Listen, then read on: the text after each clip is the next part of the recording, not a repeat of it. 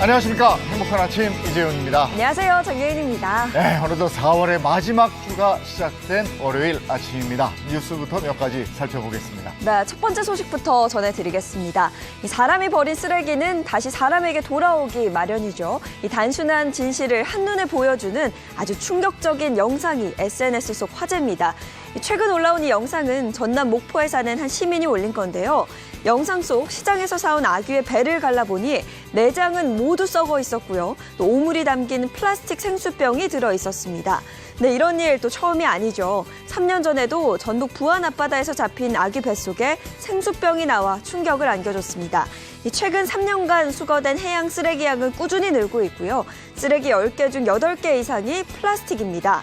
이 생태계 파괴를 넘어 우리 건강까지 위협하는 이 해양 쓰레기에 관한 대책 마련을 서둘러야 할 것 같습니다.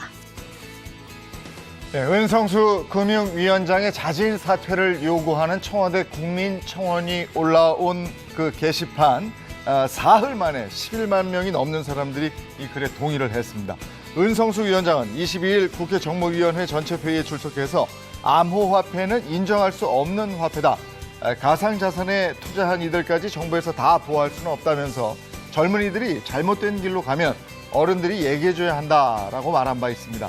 이와 관련해서 청원인은 그 잘못된 길을 누가 만들었는지 생각해보라고 지적을 했습니다.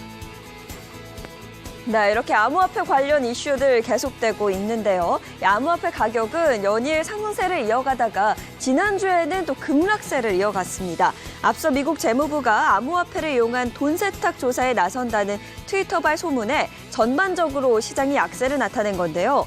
이어 국내에서도 이 정부가 암호화폐를 이용한 불법 행위를 오는 6월까지 특별 단속하기로 하면서 국내 투자자들의 매도세가 증가하는 것이란 분석도 나왔습니다. 무엇보다 이 비투 규모가 역대 최고치를 기록한 지난 22일 은성수 금융위원장의 발언 이후 비트코인은 하락폭을 키워 지난 23일 600선이 붕괴된 것은 물론이고요. 한때 5,519만 원까지 떨어졌습니다.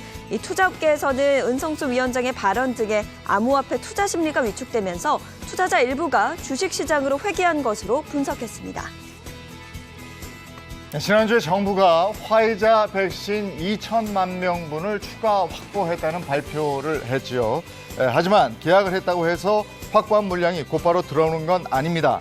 현재 국내 도입된 코로나19 백신과 다음 달 6월까지 들어올 백신을 모두 합쳐도 904만 4천 명분에 불과한데 정부가 상반기 목표로 잡은 1,200만 명을 채우기에는 턱없이 모자랍니다. 그리고 추가 구매를 밝힌 백신의 공급 시기는 빨라야 7월이어서 상반기 백신 보릿고기를 해소하긴 어려워 보입니다. 이어서 백신 접종 현황 알려드리겠습니다. 코로나19 백신 1차 접종자는 24일 0시 기준 6만 4,344명으로 누적 접종자는 226만여 명이 접종을 완료했습니다. 우리나라의 백신 1차 접종률은 4.4%로 여전히 한 자리 숫자입니다. 한편 코로나19 신규 확진자는 24일 0시 기준 641명입니다. 네, 이어서 오늘 날씨 소식 전해드리겠습니다. 오늘 전국의 하늘 표정 대체로 맑고 깨끗하겠고요. 따스한 봄 날씨가 이어질 것으로 보입니다. 미세먼지 농도도 보통에서 좋음 수준으로 공기질도 청정하겠는데요. 다만 대기가 점점 메말라가고 있어 걱정입니다. 전국 대부분 지역 건조특보가 발효된 만큼 오늘 하루도 산불 등 각종 화재 예방에 각별히 주의하시기 바랍니다. 이어서 오늘 기온 보시면요. 오늘 아침 최저 기온 3도에서 12도, 한낮 최고 기온은 16도에서 24도까지 오르겠습니다. 봄볕으로 출근길부터 따스한 날씨 보이고 있는데요. 그만큼 자외선도 강하니까요. 자외선 차단에 신경 써주시기 바랍니다. 4월 26일 월요일 행복한 아침 지금 시작합니다.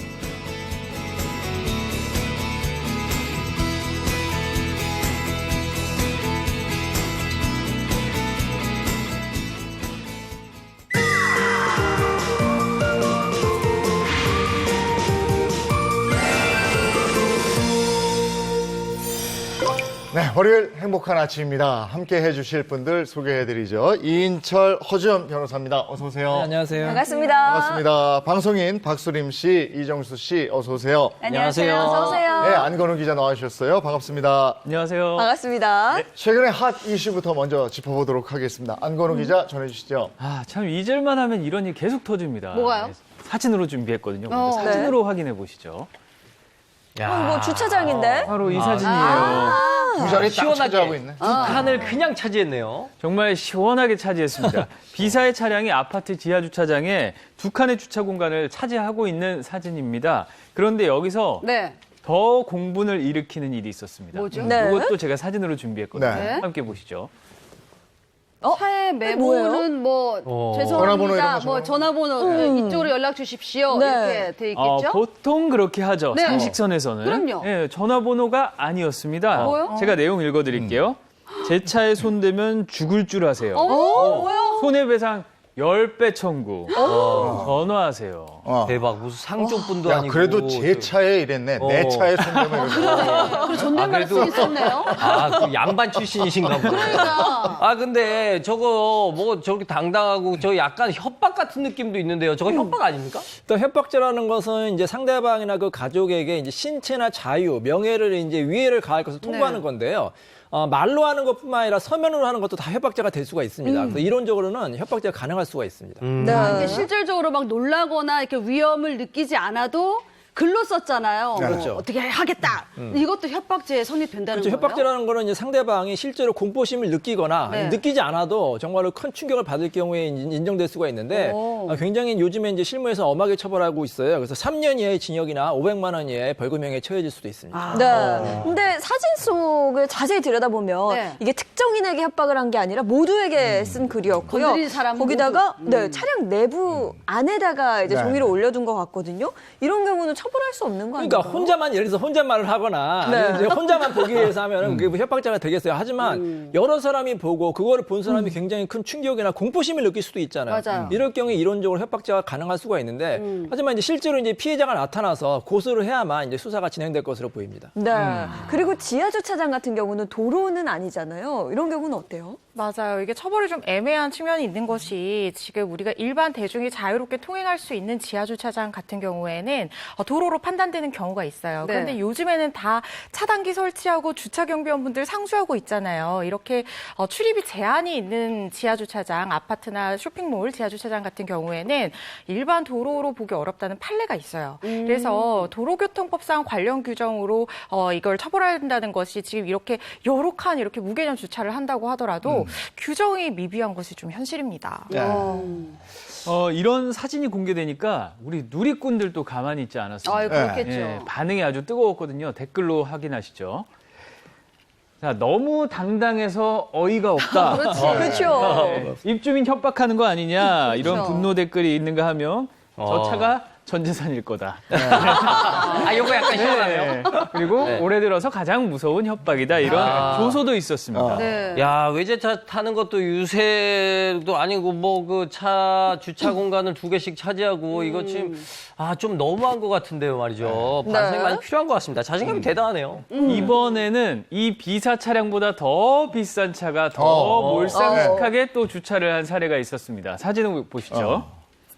근데 여기 지금 경차 공간에 주차한 거죠? 그러니까요. 네. 경찰하고 써 있어요. 아니, 그리고 저거는 그냥 저 통로까지 나와 있는 거예요? 차가 너무 네네. 커서 그런 거예요? 이게 야. 정말 비싼 차잖아요. 네. 네, 영국 B사의 차량. 여기 무개념 주차를 이렇게 해놨어요. 경차 자리에. 네. 근데 이 그것도 차량이 통로로 차주가 딱 또 나왔어요. 갑질까지 했다면서요? 그렇습니다. 예. 새벽 시간에 주차 자리가 부족하다면서 네. 다른 차들이 진입하도록 막았어요, 아예.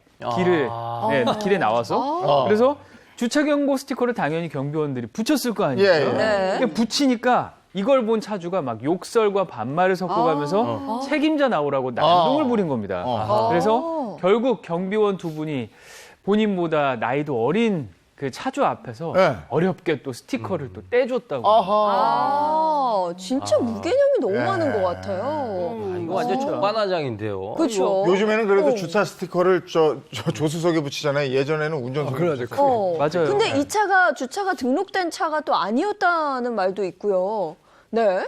관련된 얘기들도 제가 한번 확인을 해봤는데요. 네네. 얼마 전부터 한 아파트 주민이 지하 주차장에서 비사의 차량이 몰상식하게 주차돼 있어서 피해를 받고 있다라고 했더니 이 차량이 저희 단지 입주 세대 차량 및 방문 차량으로도 등록이 돼 있지 않은 차량이다. 라는 얘기를 또 했다고 합니다. 들어오세요. 그러니까요. 근데 요즘 정말 적반하장인 게 뭘 잘했다고 이렇게 큰 소리를 치는지 그러니까. 그런 생각이 또 들어요. 정말 희한한 사람들 많아요. 그렇죠. 네. 아, 정말 답답하네. 요즘 적반하장이 봄 유행인 것 같아요. 아, 올해 이거 봄 유행은 트렌드인가요? 적반하장입니다. 네. 이런 네. 거. 잘못했으면 도둑 주차하고 이랬으면 사과부터 해야지. 이거 차를 빨리 빼던지 해야지. 뭘 잘못했다고 잘했다고 큰 소리를 치고 말이 그러니까요. 잘못한 거죠. 이게 참 보는 사람이 정말 고구마 먹은 것처럼 답답한 상황입니다. 네. 매번 언론에 알려질 때마다 처벌할 방법이 없어서 누리꾼들이 분통만 터뜨렸거든요. 근데 해당 아파트에서 이 일이 있고 나서 네네. 아주 통쾌한 해결책을 제시를 했다고 합니다.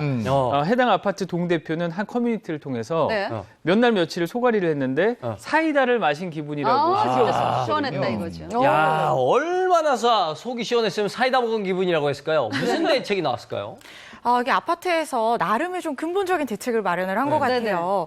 이번 사건으로 주차 삼진 아웃 제도라는 것을 만들 계획이다 이렇게 얘기를 했다고 하는데 이게 어떤 제도냐면 방문 차량이든 주민 차량이든 가리지 않고요. 주차 민원 시비가 3번 이상 붙은 경우에는 아예 출입을 금지하는 그런 자체적인 규제를 만들 계획이라고 합니다. 네, 새로운 규제를 마련을 한 건데 사실 모든 규제가 마련됐다 그래서 바로 시행되는 건 아니잖아요. 맞아요. 이게 아마 시행이 되려면 관리 규약 형태가 될 것 같은데요. 관리 규약이 이제 효력을 가지려고 하면 일정한 수 이상의 주민 동의라든가 이런 여러 가지 요건이나 절차를 거친 다음에 이제 효력이 발생할 것이다 이렇게 생각이 되고요. 또 이거는 지금 주민들의 어떤 자치적인 규제잖아요. 네. 이것과는 별개로 지금 이렇게 양심의 주차선을 넘은 사람들 때문에 정말 문제가 많이 되고 있어요. 네. 그래서 아예 이참에 이 차량을 규제할 수 있는 근거 법령을 만들자 이런 여론이 들끓고 있는 상황입니다. 아, 근데 솔직히 저는 그게 궁금하더라고요. 네. 갑질 주차 대체 누구야? 누가 그런 걸 했습니까? 이게 너무 궁금해요. 이게 누가 봐도 정말 비싼 차잖아요. 네. 이 차량의 차주는 중고차 센터의 판매자였습니다. 20대 중고차 판매자였고요. 네. 근처에 중고차 매매 단지가 있었거든요. 그래서 이 공용 주차장을 자신의 개인 주차장처럼 이용했던 거죠. 경비원 분들한테 그렇게 막말하고 당당하더니 뉴스에 보도되니까 좀 부끄러웠나 봐요. 자치를 감추게. 그러지 맙시다. 기본 예의는 지켜야죠. 그렇죠. 근데 저게 저러고도 그냥 넘어가면 저 사람 또 그래요. 그러게요. 그러니까 저 인간을 위해서라도 따끔하게 뭔가 경고 장치가 있어야 될 것 같아요. 아마 네네. 저게 한두 번이 아니었을 거라고요. 네. 아유, 화가 나는 현장 목격을 했습니다. 다음 하디슈는 뭔가요?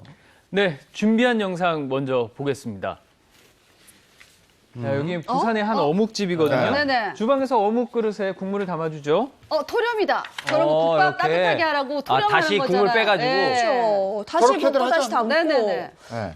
저런 경우들이 몇 번 있지 않아요? 그냥 저렇게 하는 거 아닌가요? 근데 국밥 좀 담아줄 때 저렇게 하죠. 네. 의아해요. 네. 이 그릇이 새 그릇이면 모르겠는데 새 그릇이 아닙니다. 네? 손님이 식당에 그릇을 국물을 데워달라고 요청을 네. 하니까 손님이 먹던 국물을 육수통에 부은 뒤에 다시 그 육수통에서 국물을 아이고. 꺼내서 어허. 그걸 손님 테이블로 갖다 딱 준 거예요. 걸렸네. 딱 걸렸어. 아, 진짜 뭐예요? 그랬단 말이에요? 그거 먹던 걸 거기다 붓고 그 안에 있는 걸 이게 휘 저어서 다시 넣는 거예요, 지금? 그러니까 이 사람이 정말 이 상황을 본 사람들이 의심스러웠을 거 네. 아니에요. 네. 그래서 다른 손님이 이걸 확인하려고 자기가 마시던 국물도 데워달라고 요청도 했어요. 네. 그랬더니 똑같은 방식으로 한 거예요. 지금이 어떤 시국인데 원래 그렇게 하면 안 되는 거지만 네. 지금 또 코로나 이 시국에 침 튀어가면서 또 먹던 숟가락 그러니까. 그 담궜는데 그걸 다시 또 부어가지고 다시 넣어주고 근데 알고 봤더니 그 식당이 부산에서 유명한 식당이라고. 아, 그래요? 60년 전부터 그래요? 60년째 저걸 하신 거예요. 반세기 넘는 시간 동안 이게 부산에서 어묵집을 한 식당이었는데요. 이걸 신뢰하고 찾아간 손님들의 이제 뒤통수를 친 거죠. 그런데 이 식당 손님이 음식 재사용을 항의를 하니까 식당 주인이 이렇게 또 이해할 수 없는 해명을 했다고 해요. 먹던 게 아니라 괜찮다. 뭐지? 맞아요. 처음 이 사건이 인터넷에서 화제가 됐을 때 일단 식당은 아니라고 부인을 네. 먼저 한 걸로 아니라고? 알아요. 있을 수 없는 일이라고 했습니다. 어머. 어떡해. 의혹을 강하게 부인을 했는데요. 네. 그러면서 업주는 어묵탕 접시 국물에 찌꺼기가 남아있을 수 있는데 토렴식으로 데우면 육수통을 모두 못 쓰게 된다. 이렇게 또 얘기를 했어요. 네. 그리고 업주는 어묵탕을 데운 방식과 관련해서는 기존 국물은 버렸고 육수통에 있는 육수를 국자로 떠서 그릇에 담았다. 이렇게 주장을 했습니다. 그러니까 처음에 자기가 주장했던 것과 이후의 주장이 좀 배치가 되는 거예요. 예. 근데 영상을 봐도 저게 방식이 약간 토렴 방식인 것 같은데. 진짜 토렴이에요. 이거를 사장님의 해명을 믿을 수가 없는데요. 그래서 의혹을 부정한 다음 날 해당 식당에 대한 제보를 좀 확인을 했습니다. 네. 예, 부산 중구청이 확인을 했는데 현장 조사 결과 사실인 걸로 확인이 됐습니다. 네. 구청 관계자는 현장 조사에서 식당 주인이 사실임을 시인을 했고요. 또 이르면 20일 식품위생법 위반으로 영업정지 15일의 행정처분과 함께 경찰에 고발할 거라고 밝혔습니다. 이게 여기서 더 공부를 산 게 저 유명한 식당이 안심식당으로 지정이 돼 있대요. 그러니까 코로나 확산 방지를 위해서 방역 수칙을 준수하고 철저히 하는 그런 식당이란 말이에요. 네. 그러니까 덜어먹기 가능한 그런 도구 비치해놓고 위생적인 수저 관리하고 그리고 종사자들 마스크 다 착용하는 이런 의무를 3대 과제를 다 수행하는 그런 식당인데 어묵 국물을 먹던 걸 토렴을 하고 있으니 이게 어떻게 안심하고 먹을 수 있냐고요. 네. 아침부터 이렇게 화가 나셨네요. 그래, 진짜 먹는 60년 거 가지고. 전통에다가 안심 식당이라고 이렇게 정해져 있는데 이런 곳에서까지 이러면은 이거 뭐 기분이 많이 믿는다. 씁쓸하네요. 그렇죠. 이런 경우는 자연스럽게 드는 생각이 60년 내내 이랬던 것인가. 60년 내내 이런 생각이 들지 않아요? 이게 한두 번이 아닐 것 같다라는 의심이 돼요. 근데 저희가 조사받은 뒤에 스스로 영업 중단했어요? 네네. 식당 측은 일단 사실로 밝혀지고 난 뒤에 사죄하고 영업을 중단을 선언을 했습니다. 그러면서 이번 일로 상심하셨을 많은 분들께 진심으로 사죄드린다고 밝혔고요. 또 저희 식당이 잘못된 부분을 인지하고 죄송하다고 말씀드린다고 사과문을 올렸습니다. 네. 부산시에서도 뭐 중대한 결정을 내렸다면서요? 네, 유명 개인 방송인이 친척이 운영하는 돼지국밥 식당집에서 방송을 하던 중에 네. 깍두기를 또 재사용하는 네. 장면이 노출이 된 적이 있었어요. 네, 그래서 부산시는 이런 경각심을 높이기 위해서 적발업소명을 해당 어떡해. 구군 홈페이지에 모두 공개하기. 부산시에서 마음을 단단히 먹은 것 같긴 한데 그래요. 업체명이 공개되면은 타격이 엄청 클 것 같은데요. 그러니까요. 일반적으로 음식 재사용 업체는 영업정지 15일 행정처분을 받게 돼 있거든요. 네. 그런데 업소명을 공개한다는 거는 사실상 무기한 영업정지에 맞먹는 효과입니다. 그러네. 네. 누가 가겠어, 그 집. 이게 부산시는 관광객이 몰리는 시즌이 또 다가오잖아요. 그렇기 때문에 더욱더 경각심을 주기 위해서 실추된 도시 이미지를 회복하기 위해서 이렇게 강력한 대책을 강구했다고 밝혔습니다. 네, 부산시가 각오를 단단히 한 모양인데요. 그런데 항상 이런 일이 터지면 반성하는 의미로 영업 중단을 하겠다고 하잖아요. 근데 네네. 사실 그게 영업 정지거든요. 맞아요. 영업 정지를 먹어서 중단을 하는데 이제 발표는 반성합니다라고 하는 거여서 많은 분들이 이게 진짜로 반성하는 거냐 이런 얘기도 있고요. 그러니까 만약에 언론에 나타나지 않았으면 어떻게 됐을까? 행정처분도 이제 15일에 영업정지 처분이 내려질 수 있는데 그게 또 사실 입증이 어려울 수가 있어가지고 그냥 유야무야 가볍게 처벌되는 경우가 있거든요. 근데 사실 음식물 재사용은 어떻게 보면 범죄라고 할 수가 있고요. 관련 법에 따르면 3년 이하의 징역이나 3천만 원의 벌금형이 처해질 수가 있어요. 근데 계속해서 이런 일이 반복되면은 정말로 뭐 어린이집 CCTV 설치 같이 모든 주방에도 CCTV 설치가 의무화되지 그래야겠네. 않을까 이런 생각이 드니까 맞네. 물론 대부분의 이제 음식점 업주들은 이제 양심적으로 하거든요. 네. 일부 사람들 때문에 이렇게 되는 거니까 다시는 이런 일이 발생하지 않아야 될 것으로 보입니다. 이게 심성을 바꿔야지 강제한다고 되는 건 아니더라고요. 맞습니다. 강제해서 영업 중단하고 정지시키면요. 그 조금 쉰 다음에 옆에다가 또 차려요. 다른 이름으로. 네. 이렇기 때문에 이게 안 되는 거거든요. 그러니까 내 가족이 먹는다는 생각을 조금 진짜 좀 해주셨으면 하는 바람입니다. 네. 자, 지금까지 한 주간 핫 이슈 알아봤고요. 이번에는 갖가지 그 사건, 사고를 법의 관점에서 알아보도록 하겠습니다. 그 법이 알고 싶다.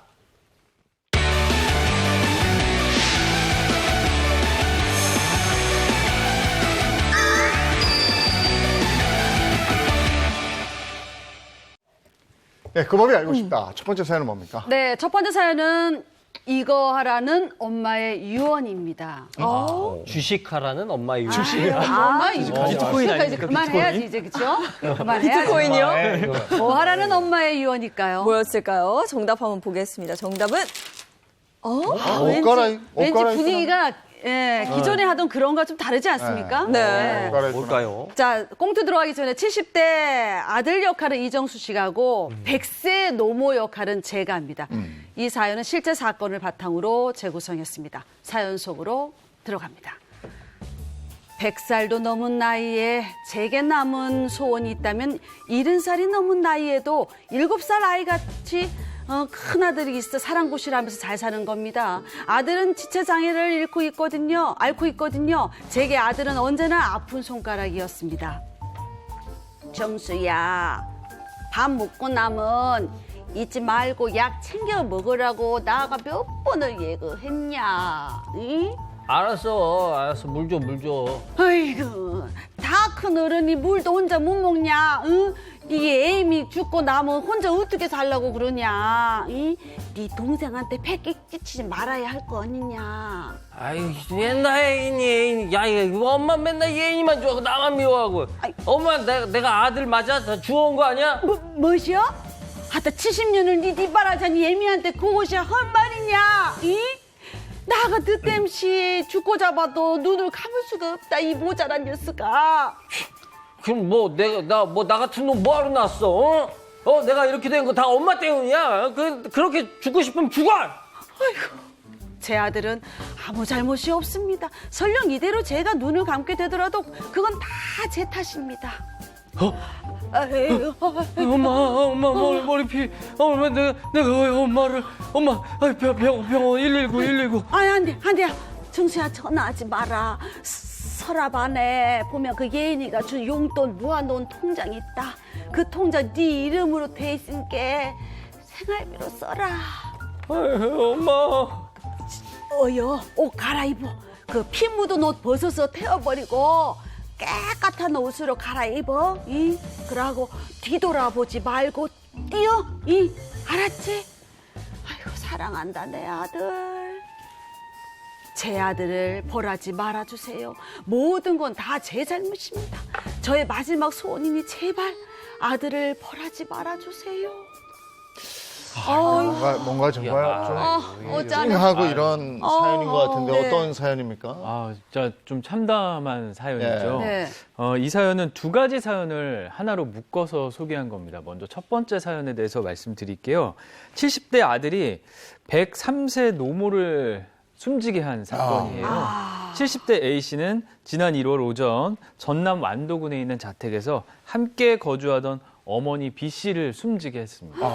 100세 넘은 어머니를 살해한 이유가 뭘까요? 그러니까 평소에 어머니가 함께 살던 동생에게 용돈을 더 주거나 옷을 사주면서 좀 편애를 한다 이렇게 생각을 했어요. 그래서 자신을 미워한다고 생각해서 좀 어머니에게 불만이 있었다고 합니다. 사건 당일에도 A씨가 어머니가 나에게 욕을 했다 이런 이유로 앉아있는 어머니를 마루에서 좀 밀어 넘어뜨리고 그랬다고 해요. 아, 100세가 넘은 노모를 이렇게 밀어서 바로 넘어뜨렸다면 많이 다치셨나요?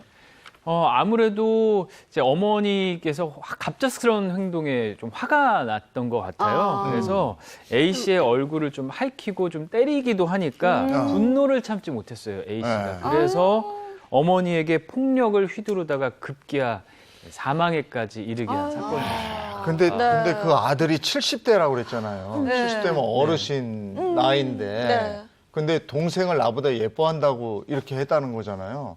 근데 그 어머니는 아까 재연할 때 보니까 아픈 손가락이다 이렇게 얘기했는데 거기에 또 무슨 사연이 있는 거예요? 사실 저도 그게 궁금했어요. 이 70대면은 어르신이시잖아요, 네. 우리 사회에. 그런데 알고 보니까 이 A씨가 지체 장애가 좀 있었어요. 저도 이렇게 자식 키우는 엄마 입장에서는 자식은 다 예뻐요. 그런데 좀 아프거나 조금 부족한 자식한테 더 이렇게 정이 갈 것 같아요. 그럼. 더 신경도 쓰이고. 설마 미워서 그렇게 했겠습니까? 그렇죠? 그러니까요. 저도 뭐 비슷한 생각인데 이제 동생 같은 경우 외부 활동을 더 많이 하니까 좀 더 옷이라든가 이것저것 더 챙겨주는 게 아니었을까. 그럼요. 이 사연이 참 씁쓸하네요. 네, 뭐 안타까운 사연이지만 그래도 범죄를 저질렀기 때문에 A씨 같은 경우는 재판에도 넘겨졌죠. 근데 살인죄의 범죄자 있잖아. 연령을 가리지 않아요. 의외로 이렇게 고령의 이제 피고인이 많이 이제 있고요. 이 사건을 보니까 예전에 봤던 영화가 생각나는데 네. 공공의 적이라는 영화 1년 전에 나오거든요. 네네. 정말 사이코패스 아들이 부모님을 이제 돈을 노리고 살해했는데 그 과정에서 손톱이 부러졌어요. 그러니까 네, 부모님이 그래. 그 손톱을 삼키면서 빨리 도망가라. 예. 모성애가 이렇거든요. 자신을 죽인 아들을 네. 이렇게 감싸는 모성애 이런데 이 아들이 그런 부모님의 마음을 좀 알았으면 좋겠는데요. 재판부는 이 존속 살해죄는 우리 형법상 가장 어떻게 보면 중환죄거든요. 네. 가장 중환죄고 반인륜적 범죄이기 때문에 징역 10년을 선고했습니다. 존속살해 혐의인데 네. 10년이면 그렇게 센 건 아니잖아요. 그러니까. 그렇죠. 일반적으로 직계 존속 살해 혐의는 보통 살인죄보다 형량도 더 높게 규정이 돼 있고요. 양형 기준상 권고 형량을 보더라도 이 보통 동기의 경우라고 해도 이 15년 이상 예. 무기징역까지도 이제 선고를 할 수 있는 그런 사안인데 지금 중하게 처벌해야 되는 범죄지만 이 사안 같은 경우는 형량이 좀 낮게 나왔습니다. 근데 그럼에도 왜 재판부에서 낮은 형량을 선고한 이유가 뭘까요? 재판부에서는 아무래도 평소에 이제 지체장애를 알아오던 피고인이 불만을 품고 있다가 우발적으로 이 어머니를 살해했다는 점 이런 점들을 참작을 한 걸로 보이고 또 유족들이 선처를 구하고 피고인도 굉장히 자백하면서 반성을 많이 했다고 네. 해요. 그래서 이렇게 양형을 했던 것으로 그렇게 생각이 됩니다. 네, 근데 앞서 두 가지의 사연을 합친 거라고 했잖아요. 네. 또 다른 사연은 뭔가요? 이번 사연은 또 이인철 변호사 말씀해 주셨던 그 공공의 적과 좀 비슷한 사연이에요. 네. 아들에 의해 생명을 잃은 어머니가 마지막 순간까지도 아들을 걱정한 사연입니다. 지난해 12월에 있었던 일인데요. 네. 30대 우모 씨는 술에 취한 상태로 자신의 방에 누워서 TV를 보고 있었다고 합니다. 어머니 A 씨는 평소 직장을 다니지 않는 우모 씨를 향해서 일주일에 4번 이상 술을 마시니까 아휴. 가만히 있지 말고 좀 뭐라도 해라 이렇게 그렇죠. 이야기를 했고요. 어머니의 말에 우 씨가 좀 화가 났던 것 같아요. 그래서 그만하라고 맞받아치면서 좀 모자 간에 언쟁이 벌어졌습니다. 그러니까 한참 일하고 돈 벌 그 나이에 빈둥거리고 술 마시고 집에 있으니까 부모 마음을 오죽하겠냐고요. 그러니까 좀 일 좀 해라고 말하게 되는 게 다 잔소리로 들리는 거예요. 자식 입장에서는. 그러니까요. 네. 또 엄마는 이제 자식 위한다고 이렇게 얘기하지만, 맞아. 근데 사실 요게 원래 일상적인 스토리에서는 이렇게 얘기하다가 아들도 이제 스트레스 받는다고 나도 일하고 싶은데 내가 안 하고 싶냐고 이러면서 하다가 찬수 이제 그만해, 짱나 그리고 집을 탁 튀어나가면 나가죠. 나가면서 끝나거든요 원래. 그러니까요. 근데- 뭐 튀어나가거나 아니면 문을 쾅 닫았다가 그렇죠, 그렇죠. 바람결에 문이 닫혔어 이렇게 얘기를 한다든지 이렇게 좀 무마가 되는데 이번 이야기는 좀 달랐습니다. 사건이 커지지 않았을 텐데 그러면 우 씨와 어머니 A 씨의 좀 언쟁이 과격해졌어요. 네. 예, 어머니 A 씨가 우 씨의 뺨을 좀 2차례 때렸고요. 여기에 또 우 씨가 격분을 해서 어머니를 밀쳐서 넘어뜨리고 심한 욕설을 했습니다. 이 과정에서 두 사람의 다툼이 좀 더 심해졌고 네. 그리고 흉기까지 등장을 하게 된 거죠. 네, 아니 흉기까지 휘둘렀으면 어머니가 굉장히 크게 다치셨을 것 같은데요. 일단 상당한 출혈이 있었습니다. 네. 그래서 크게 다쳤다는 걸 알 수 있고요. 아들은 그런 어머니를 보고 당연히 도망치려고 했을 겁니다. 네. 그런 어머니가 아들을 또 보고 이렇게 이야기를 했다고 합니다. 옷을 갈아입고 나가라. 아이고. 그러니까 자신의 피가 아들의 옷에 묻었으니까 이 증거를 없애기 위해서 네, 네. 갈아입고 가라. 그러니까 끝까지 어머니는 돌아가시면서도 봐 자식 걱정한다니까. 아들은 어떻게 했어요?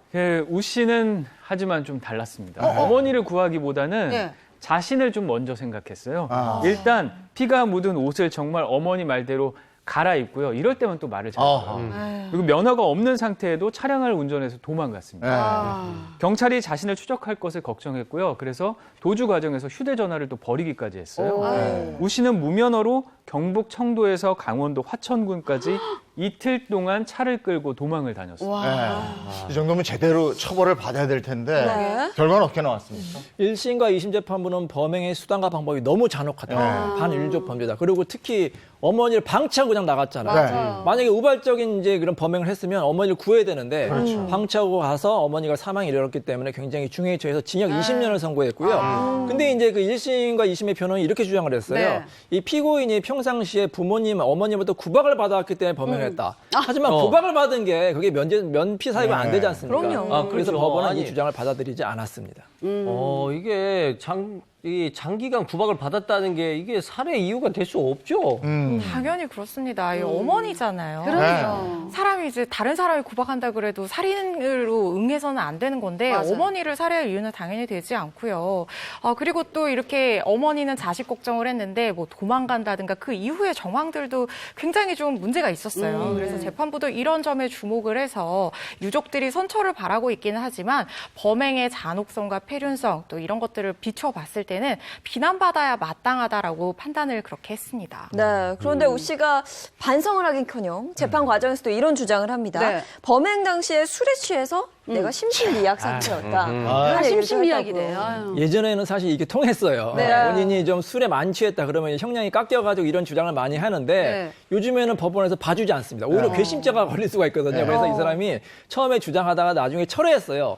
철회했는데 너무 형이 이제 중하게 나왔다고 생각을 해서 다시 이제 주장을 하니까 법원에서는 안 된다. 한번 철회한 주장은 다시 주장할 수 없다. 이렇게 하는데 아니 저는 이렇게 생각해요. 제정신인 사람이 이런 범죄 저지를 수 있어요? 뭐 다 사이코 범죄나 어떻게 보면 일종의 심신미약 상태가 다 있거든요. 근데 그런 사람 다 봐주면 어떡합니까? 안 되지, 안 되지. 그래서 정말로 심각한 정신질환이 아닌 이상 심신상실이나 미약 주장은 받아들이지 않아야 될 것으로 생각이 됩니다. 네. 그래서 대법원 판결은 어떻게 난 거예요? 지금 2018년 12월에 대법원 판결이 났는데 네. 징역 20년을 선고한 원심의 형을 그대로 확정을 했어요. 대법원에서도 이 범행 동기나 정황 등을 참작을 해봤을 때 이 네. 사람을 장기간 사회에서 격리를 해야 된다는 원심 판단에 문제가 없다 이렇게 뜻을 같이 한 거죠. 네.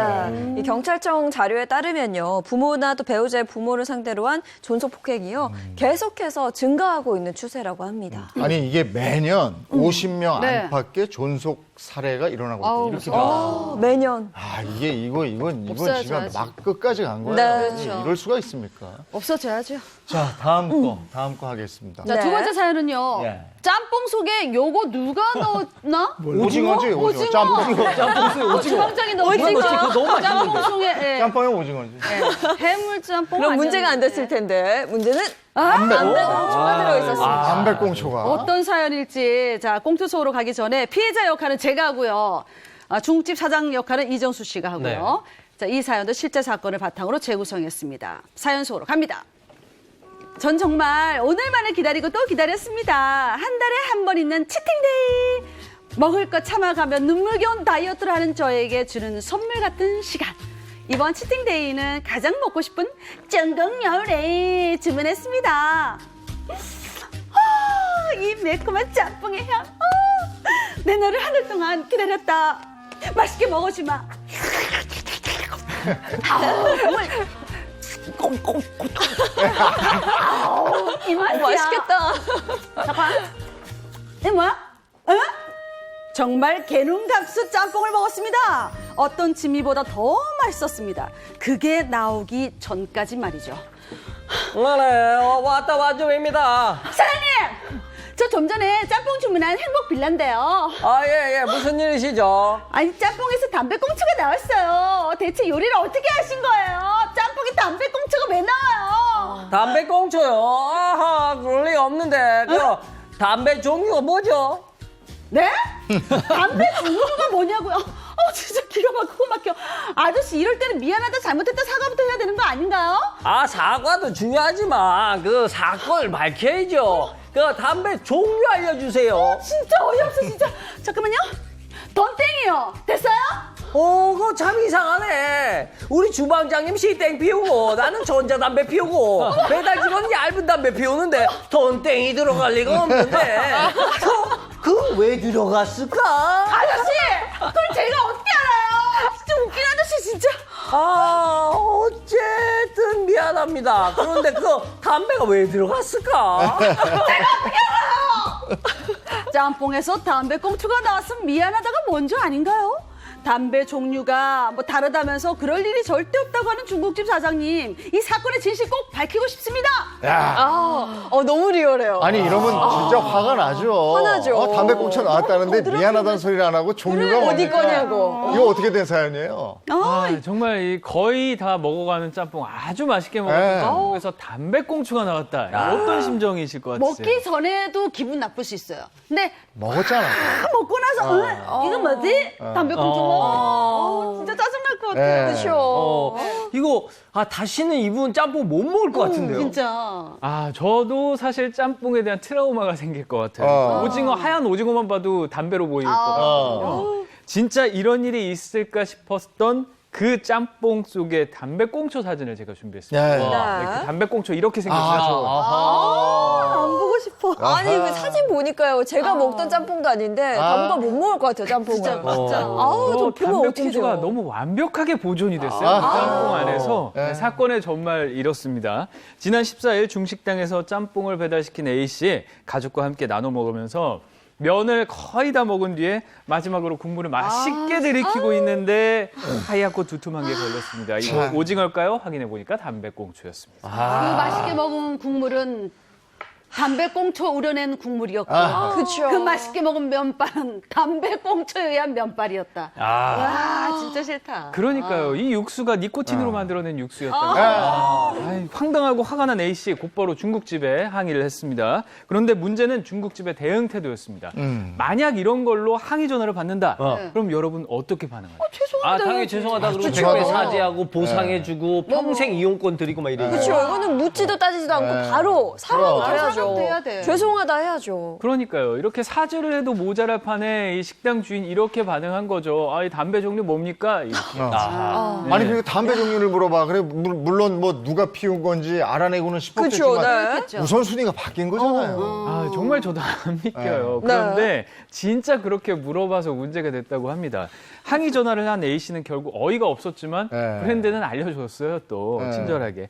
D 브랜드다 알려주니까 주인의 대답이 더 어처구니가 없었죠. 이정수 씨의 목소리로 들어볼게요.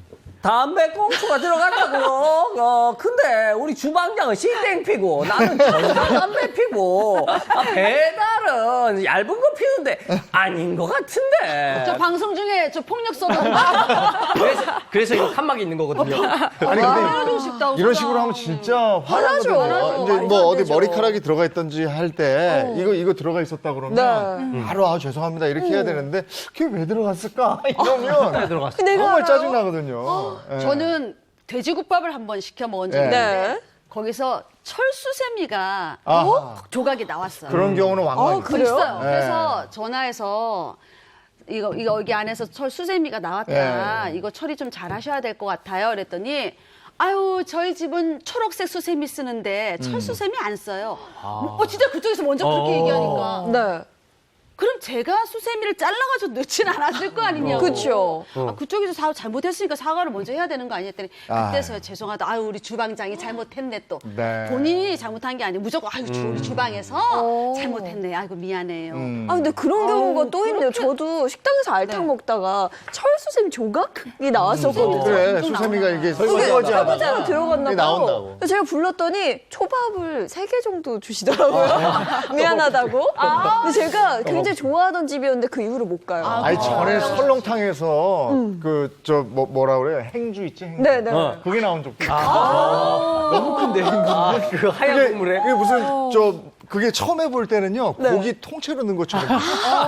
어떡해 진짜 상상했어요. 고마웠다가 분노로 바뀌는. 네. 아우 진짜. 아무리 그래도 맛집이어도 참 이물질을 발견하고 나면 다시 찾기는 좀 어려워지잖아요. 맞아. 아니나 다를까 이 중국집은 한 언론과의 인터뷰에서 이렇게 말했다고 해요. 저희 담배는 매장 밖에서만 피웁니다. 앞으로 주의하겠지만 정말 억울합니다라고 밝혔다고. 네, 이 일로 지금 관할 지자체 위생과에서 이제 주의 조치를 하고 위생 점검을 실시를 했대요. 근데 사건이 있고 난 뒤에 위생 점검이니까 얼마나 꼼꼼하게 했겠어요. 그럼요. 그런데 이상한 것은 담배 피는 직원들을 다 전수조사를 하고 담배 피는 구역이랑 담배 두는 위치까지 확인을 했는데 꽁초가 들어갈 만한 정황을 특별히 포착을 하지 못했다고 합니다. 네, 제일 억울하고 화가 나는 건 이 피해자 A씨거든요. 그래서 진실을 밝히기 위해서 또 다른 조치를 했다고 들었어요. 이 피해자 A씨 되게 철두철미한 사람입니다. 아하. 남은 국물 일부와 담배꽁초를 얼려뒀죠. 네, 그래서 시청과 구청 위생과에서 조사 나오면은 이 검증을 요구하면 여기에 이 얼린 국물과 담배꽁초를 들이면서 응할 예정이라고. 네. 피해 보상이 어디서 받아야 되는 거야? 이 A씨 이분은. 근데 식품위생법은 이제 굉장히 엄격하게 이제 이런 이물질 나오는 걸 이제 금지하고 있고 네. 구청에 이제 신고하면 영업 정지나 시정 명령을 받을 수가 있는데 문제는 뭐냐면 식당에서 그런 사실을 부인한단 말이에요. 피해자가 얘기해도 이거는 우리에서 나온 게 아니다. 근데 경우의 수가 4가지가 있거든요. 네. 첫 번째는 식당에서 이제 나온 경우가 있고, 그렇죠. 두 번째는 배달 과정에서 나오는 경우가 있고, 세 번째는 가끔 이제 블랙 컨슈머가 이제 소비자가 몰래 넣는 경우가 있어요. 맞아요. 아니면 실수로 넣었는데 그걸 재사용할 수도 있거든요. 네. 이런 걸 다 이제 피해자가 이제 입증을 해가지고 소송하는 게 사실 쉽지는 않습니다. 근데 이번 경우에는 그 해당 음식점이 자신들이 넣은 게 아니라고 얘기하고 있잖아요. 네. 그럼 그걸 상대로 해서 어떻게 할 수 있을까요? 손해배상 청구할 수 있을까요? 제가 예전에 이런 비슷한 사건을 했는데 굉장히 유명한 이제 회사 제품을 딱 뜯으니까 네. 거기서 막 이물질이 나오는 거예요. 그래서 아예 그 소비자는 처음부터 그 개봉하는 과정과 이물질이 나오는 과정을 다 영상으로 찍었습니다.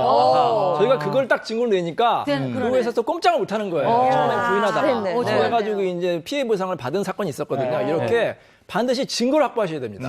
그래서 영상이라든지 사진 아니면 이제 업주가 잘못하면 뭐 각서라든지 녹취록 이런 증거를 확보한 후에 일단 소송하기 전에 대화로 먼저 이제 시도해 보시고 대화가 안 되면 부득이 민사소송을 통해서 손해배상을 받을 수도 있습니다. 네.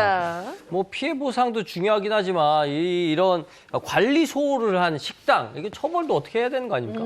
그렇죠. 이 식품위생법상 이 식품을 위생적으로 취급하지 않아서 이물질이 나온 경우에는 과태료 최고 500만 원의 시정조치 명령이 내려질 수 있고요.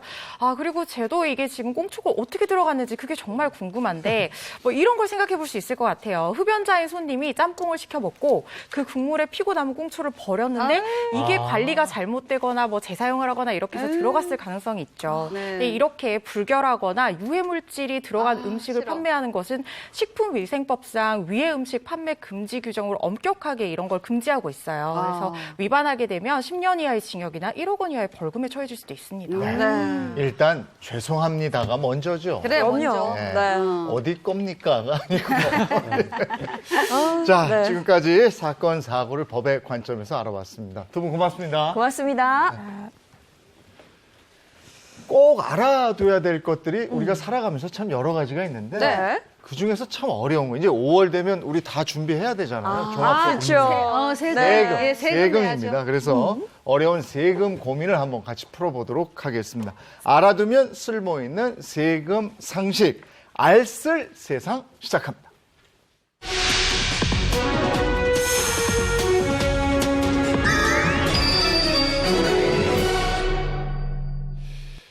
예, 1가구 1주택, 1세대 1주택의 양도세, 비과세 이 부분에 대해서 오늘 좀 알아보려고 합니다. 이기영 세무사입니다. 어서 오세요. 안녕하세요. 네, 네, 반갑습니다. 감사합니다. 네. 알쓸 세상, 이게 네. 첫 시간인데 꽁투로 먼저 준비했다고요. 그렇습니다. 1세대 1주택 양도세 비과세 혜택과 관련한 꽁트를 준비했는데 남편 역할은 이정수 씨하고 아내 역할은 제가 하고요. 부동산 중개인 역할은 이재웅 님이 해주시면 되겠습니다. 사연 속으로 들어갑니다. 저희 부부는 정말 열심히 일해서 결혼 10년 만에 내 집 마련의 꿈을 이뤘습니다. 그것도 서울에서 핫하다는 그곳에 말이죠. 자고 나면 집값이 오르고 자고 나면 오르고 안 먹어도 배부릅니다. 집이 있다는 게 이렇게 든든하구나를 새삼 느꼈죠. 그런데 아우 이 웬수야 나 편하게 사는 게 그렇게 꼴보기 싫니? 이제 좀 살만한가 싶었는데 주식에 손을 대?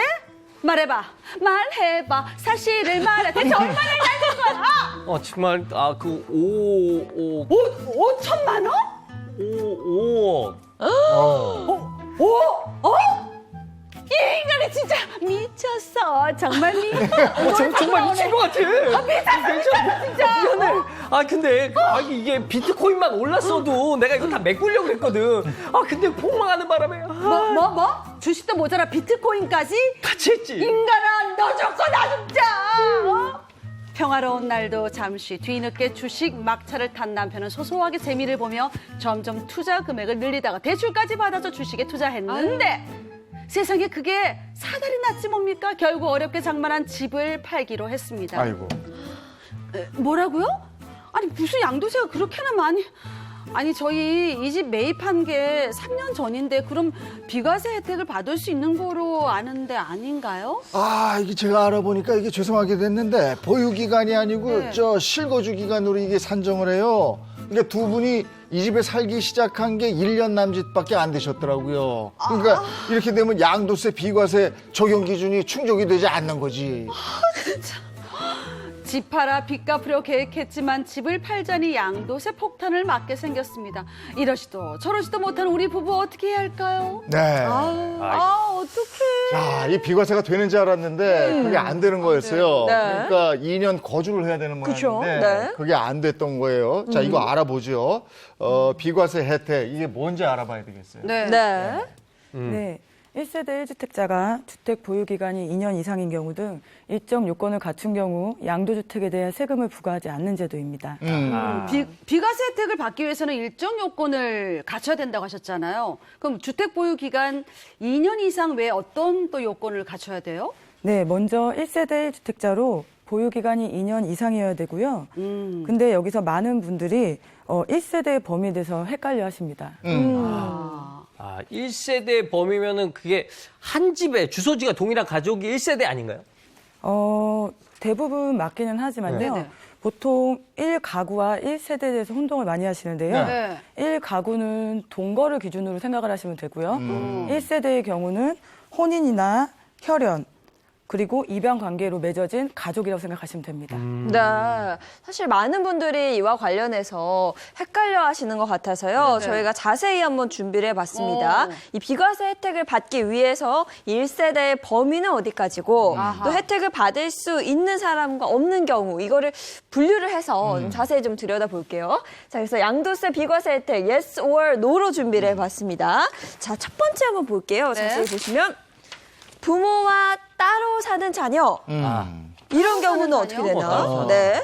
그 학업이나 뭐 이런 것 때문에 나와 사는 자녀가 있을 테고 네. 또 취업 후에도 쭉 부모하고 사는 자녀가 있고 이럴 그쵸. 텐데 네네. 이 부분을 한번 나눠서 생각을 해볼게요. 먼저 학업으로 인해서 따로 나가 사는 자녀가 있는 경우에 비과세 혜택을 받을 수 있다. 받을 수 있으면 O 아니면 X 이렇게 해주시면 되겠습니다.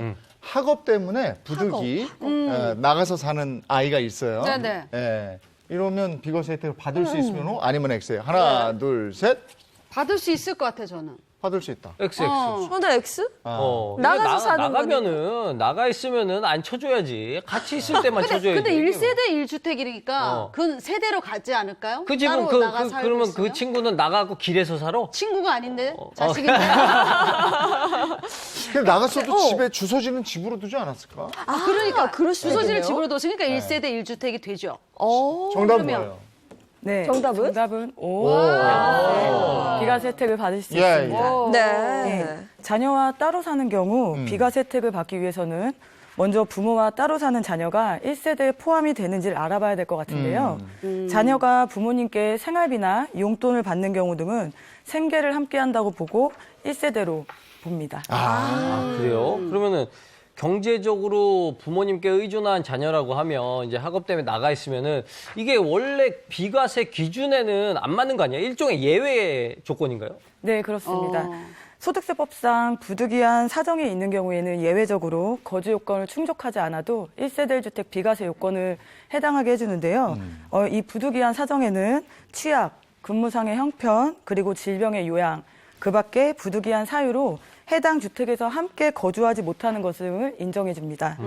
따라서 자녀가 학업으로 인해 부득이하게 따로 살 경우는 부득이한 사유에 해당이 되어 비과세 혜택을 받으실 수 있습니다. 제 아는 언니가 제 딸이 독립하겠다고 너무 노래 불러서 독립을 시켰대, 집을 사서. 네. 그러니까 당연히 주소도 새로운 집으로 이전이 됐죠. 근데 이 언니가 언니 살던 집을 좀 이렇게 팔려고 이렇게 알아봤더니 안 된대. 1가구 2주택이라서 비과세 혜택을 못 받는데요.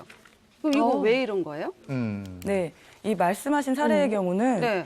앞서 언급했듯이 자녀의 독립세대 구성 요건을 맞추지 못해서 그러신 건데요. 우선 자녀의 독립세대 요건은 자녀의 나이가 30세 이상이거나 자녀가 성년인 경우는 배우자가 사망 또는 이혼한 경우 그리고 일정 수준 이상의 소득이 있는 경우를 독립된 세대로 판단합니다. 그러니까 제가 조금 더 설명을 해볼게요. 네, 예를 들어서 30세 미만의 자녀가 있어요. 혼인을 안 했습니다. 네네. 그리고 소득이 없죠. 그러면 이때 부모와 자녀가 동일한 세대를 이루는 것으로 판단이 되는 겁니다. 그런데 만약에 이런 세대가 주택이 각각 한 채씩 있다. 부모와 자녀 앞에. 네. 그러면 1세대 2주택에 해당돼서 양도세가 발생하게 되는 거죠. 그 언니 딸 나이가 30이 안 됐어요. 아직 학생이니까 독립세대 구성 요건이 안 되네요. 그러니까 1가구 2주택이 된 거네. 네. 이거 언니 보고 있어? 이 언니 지금 잠이 많아서 지금 안 보고 있을 텐데. 봐도 상관없어. 또 2주택이요? 얘기해줘야겠어요. 네, 끝내고 알려주시고. 자, 다음 양도세 비과세 혜택 yes or no 두 번째 보겠습니다. 두 번째 상황은요. 별거 중인 부부입니다. 네, 아, 이거. 두 부부가 있습니다. 먼저 A씨 부부의 상황. 남편이 회사의 장기 프로젝트로 멀리 출장을 가게 됐어요. 그래서 본의 아니게 따로 떨어져 살게 된 경우입니다. 네. 그리고 B씨 부부, 네네. 심각한 가정 불화로 아내가 집을 나갔습니다. 이 경우 별거가 1년 이상 지속되고 있는데 비과세 혜택을 받을 수 있는 부부 A일까요? B일까요? 어느 쪽일까요? A 씨가 별거. 남편 저 회사 때문에 부득이 네, 일 나간 때문에. 거고 네. B 부부는 그냥 가정 사이가 불화 안 좋아서. 때문에 사이가 안 좋아서 별거 한 별거. 거죠. 네, 그런데 비과세 혜택을 누가 받을 수 있냐 이거죠. 그렇습니다. 자, A 부부가 비과세 혜택을 받을 수 있으면 O, 네. B 부부가 받을 수 있다고 생각하면 X. 네. 이렇게 해주시기 바랍니다. 하나, 둘, 셋, 들어주세요. 저는 A 부부. 전 계속 삐부부요. 딴 데로 가네. 삐부부. 왜? 저는 별거 했잖아요. 이게 안 그래도 별거 했는데 과세까지 하면 너무 억울하기도 하고. 개인 사정이고요. 그래도 그것도 있고. 아니, 그리고 솔직히 이게 별거라고는 하지만 뭐 우기면 우리 원래 같이 살았다. 그냥 마음만 별거지. 우리 집은 같이 있었다라고 주장하면 되는 거 아니야? 나 이거 회사 일로 부득이 간 거니까 이건 거 같은데. 그쵸, 뭐예요? 저도. 답은 뭐예요? 정답이 뭔가요? 네, 오야, 정답은 O입니다. 그래. 회사 네. 업무로 인해 집안 예. 네, 이게- A 부부가 비과세 혜택을 받으실 수 있는데요. 네. 예, 박수림 씨랑 그 이재용 님이 추리를 잘 해주셨는데 앞에 언급했듯이 부득이한 사정에는 치아, 근무상의 형편, 질병의 요양, 그 밖에 부득이한 사유로 해당 주택에서 함께 거주를 못하는 것으로 인정되기 때문에 A 부부는 비과세 혜택을 받을 수 있습니다. 예, 그러나 B 부부와 같이 단순 별거 등의 이유는 인정이 되지 않습니다. 예, 또 이정수 씨가 말씀하신 부분 중에 별거 중이긴 하지만 주민등록상 주소지가 동일한 경우라면 그래도 실질적인 현황에 따라 판단을 하고 있기 때문에 비과세는 적용받으실 수 없습니다. 아니 근데 주소지가 같은데 같이 사는지 따로 사는지 이거 어떻게 알아요? 그러니까. 예, 보통 의심이 될 경우에는요, 해당 기관에서 뭐 도시가스의 사용량이라든가 전기, 수도의 사용량, 그리고 현장에 직접 방문을 하셔서 네. 주민들의 의견 등이나 증언 등을 듣는 등 네. 그런 네. 식으로 확인해서 판단하고 있습니다. 이 별거적인 부분은 따로 살아도 1가구 2주택, 1가구 1주택으로 네. 보는 건데요. 근데 이걸 몰라서 세금 폭탄을 맞는 경우들도 있다고요? 네, 그렇습니다. 본인과 배우자는 이혼을 하지 않고 별거를 하는 경우는 1세대로 보게 돼 있습니다. 오랜 기간 동안 별거를 하는 부부들이 보통 각자의 사정을 알지 못한 채 주택을 구입하고 매매하는 과정에서 본인들의 주택이 당연히 양도세를 비과세 받을 거라고 예상을 하다가 배우자가 주택을 소유하고 있어서 양도세가 과세되는 사정에 대해서 망연자실하기도 하십니다. 네, 알겠습니다. 오늘 1세대 1주택 양도세 비과세 혜택에 대해서 알아봤습니다. 고맙습니다. 고맙습니다.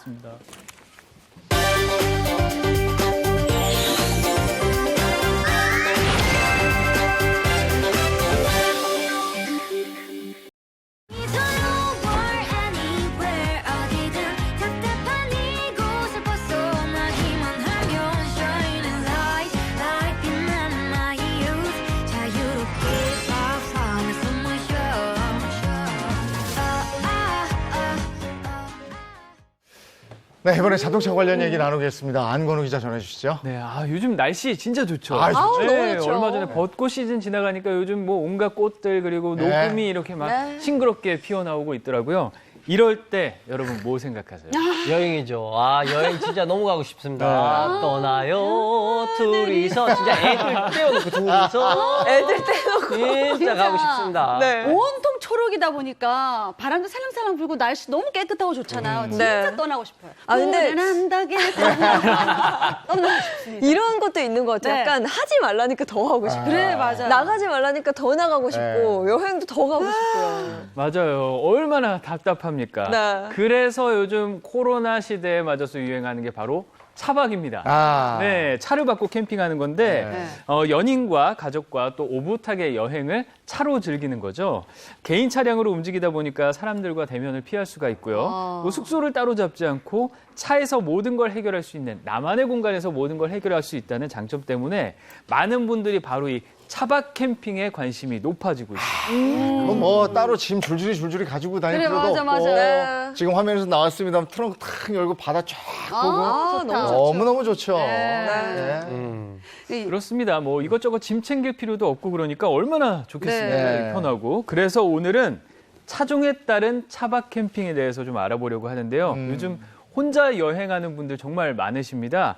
이분들을 가리켜 솔캠, 솔로 캠퍼라고 하는데요. 특히 여성분들이 솔로 캠퍼로 많이 그래요. 그러니까 여성 혼자 캠핑하는 건 좀 위험할 것 같잖아요. 네. 차박은 차에서 하는 건 괜찮을 것 같아요. 그래서 여성분들이 주로 많이 이용하시는 게 바로 경차입니다.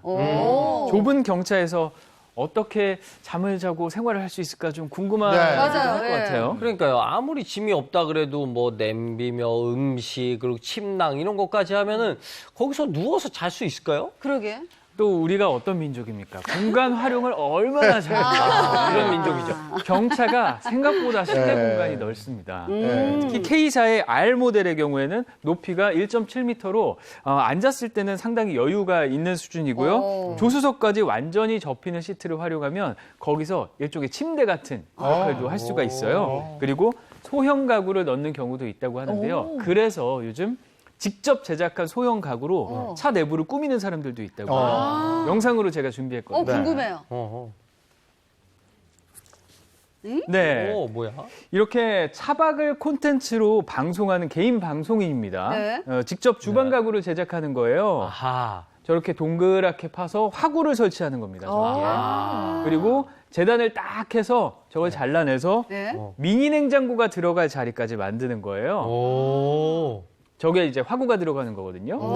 기술 대단하네. 화구를 저기에 넣고 또 이 상판 모양을 딱 잘라서 미니 냉장고까지. 와. 저렇게 하면 차량 내부에 주방이 만들어지는 거예요. 야, 대단하네. 산에다 저렇게 만들어놨어. 대단하시네요. 제주가 경차에 좋죠. 설치된 거예요, 저게? 네, 맞습니다. 네. 우와. 그런데 심지어 저게 끝이 아니에요. 네. 한쪽으로 또 편안히 누워서 휴식하는 공간까지 있다고 합니다.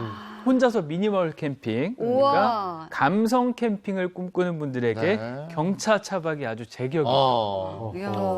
아니 혼자 할 때는 저렇게 해서 좀 만들어가지고 경차를 가지고 가지만 둘 이상이 되면 경차는 아무래도 좀 좁을 것 같은데 둘 이상이 다닐 때는 어떤 차 이용하면 좋을까요? 바로 이제 스포츠 유틸리티 차량, SUV죠. 네. 코로나19로 자동차 판매 시장의 판도가 바뀌었는데요. 2020년에 하반기 자동차 판매량이 급증하면서 SUV 같은 레저용 판매용 차량이 세단 판매량을 처음으로 추월했습니다. 네, 그만큼 많은 분들이 차량을 단순한 이동수단이 아닌 공간으로 생각을 하고 계신다는 의미인데요. 특히 소형 SUV가 네네. 차박 캠핑의 대세로 떠오르고 있습니다. 아, 소형 SUV 공간은 어때요? 그래도 소형차보다는 좀 넓겠지만 그래도 둘이 누워 잘 수 있을까요? 그러니까 숙박을 해결하면 2열이 중요합니다. 2열을 완전히 접었을 때 이게 침대처럼 얼마나 쫙 펴지느냐가 중요하거든요. 네. 그래서 완성차 업체들도 여기에 주안점을 두고 있습니다. 요즘. 네. 평탄화가 잘 돼야 그 안에서 뭐 자거나 생활할 때 편리한 거거든요. 근데 SUV도 넓다고는 하지만 최대는 한 3명? 근데 4인 가족도 하지만 애들까지 들어가게 되면 애가 어리다면 맞아. 좁을 것 같기도 한데요. 그래서 이 차 뒷 트렁크를 열고 네. 여기에 텐트를 연결을 하는 겁니다. 네, 그러면은 차의 뒷부분을 텐트와 도킹을 하면 거기가 이제 거실 공간이 되기도 하고요. 그리고 잘 때는 또 야전 침대를 설치해서 부모님은 밖에서 자고 아이들은 또 차 안에서 자면 되거든요. 그래서 큰 문제가 없습니다. 그런데 SUV보다 더 큰 차량이 등장했어요. 바로 뭘까?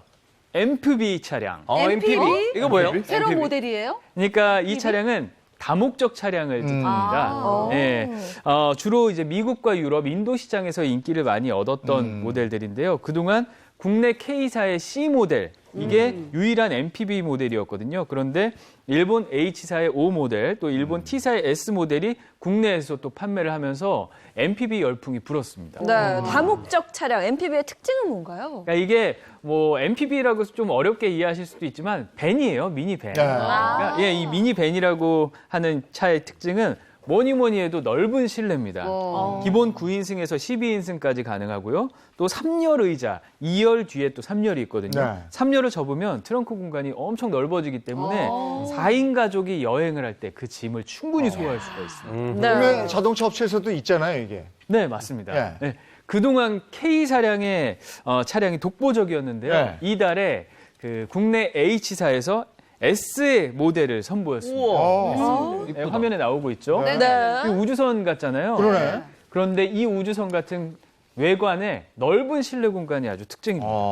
H사에서 전에 출시했던 그 승합차와 비슷해 보이는데 승합차가 디자인만 변경한 거 아닌가요? 저도 사실 그 생각을 했어요. 처음에 보고. 그런데 이 승합차의 향기만 남기고 되게 많이 진화를 했더라고요. 여기 온라인에서 리뷰 영상이 많이 돌고 있거든요. 네. 근데 2열은 이동식 사무실로 쓸 수 있을 정도로 첨단 기술이 많아요. 공간도 넓고 또 220V 전원 소켓이 있고 USB 소켓도 있고 네. 그래서 넉넉한 서랍도 있고 이 뭐 이동식 사무 공간으로 충분히 활용할 수가 있죠. 여행지에 가가지고 이렇게 사무도 이렇게 겸사겸사 볼 수 있고 그럼 편리할 것 같긴 한데 이게 사실 그래도 자동차이기 때문에 운전이 편해야 된단 말이에요. 맞아요. 네. 대형 차량이라 좀 겁이 날 것도 같은데 괜찮을까요? 크기가 크면 아무래도 좀 부담스러울 수도 있죠. 네. 그런데 많은 리뷰들을 보니까 생각보다 차가 다루기가 쉽고 시야가 높아서 아주 편안하다고 합니다. 그리고 덩치가 커도 시야를 가리는 부분이 많지 않고 또 첨단 운전자 보조 시스템도 탑재가 돼 있어서 장거리 운전하는 데는 전혀 무리가 없다고 해요. 이게 자율주행 비슷한 그런 건가요? 그러니까 완전히 자율주행까지는 아니어도 차로 가운데를 유지를 하면서 달리도록 돕는 기능이 있고요. 네. 또 주변 차간 거리를 조절을 해서 속도를 유지하는 HDA 기능도 탑재가 되어 있습니다. 다만 이제 이런 기능을 쓸 때 저도 경험을 해봤지만 네. 운전대가 스스로 움직이는 경우도 있거든요. 네. 그거는 이제 놀라지 마시고 그렇죠. 차량 운전대를 잘 조절하시면 될 것 같습니다. 네. 알겠습니다. 오늘 자동차의 진화 정말 대단해요. 그래요. 네, 고맙습니다. 네, 고맙습니다.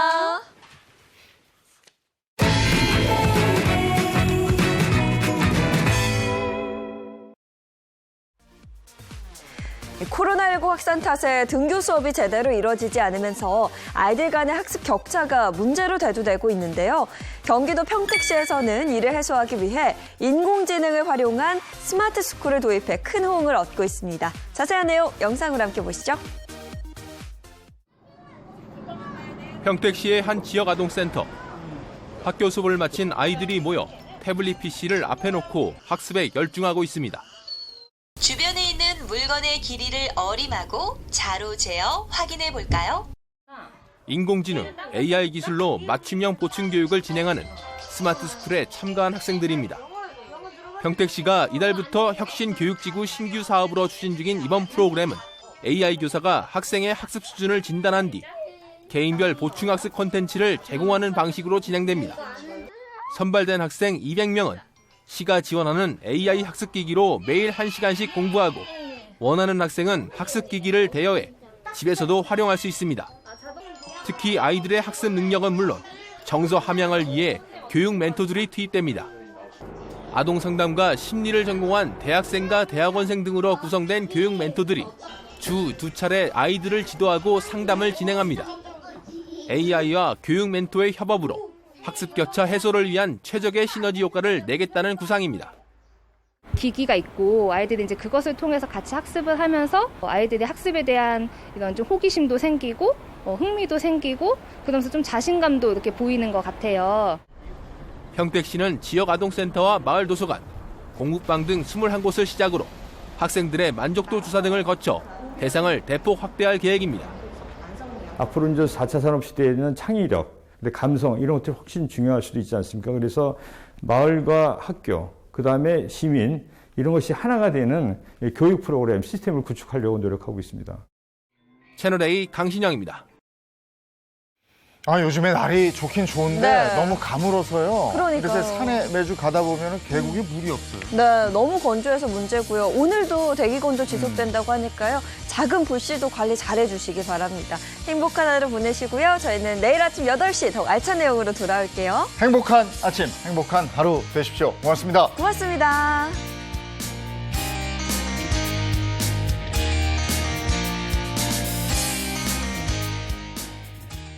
채널 A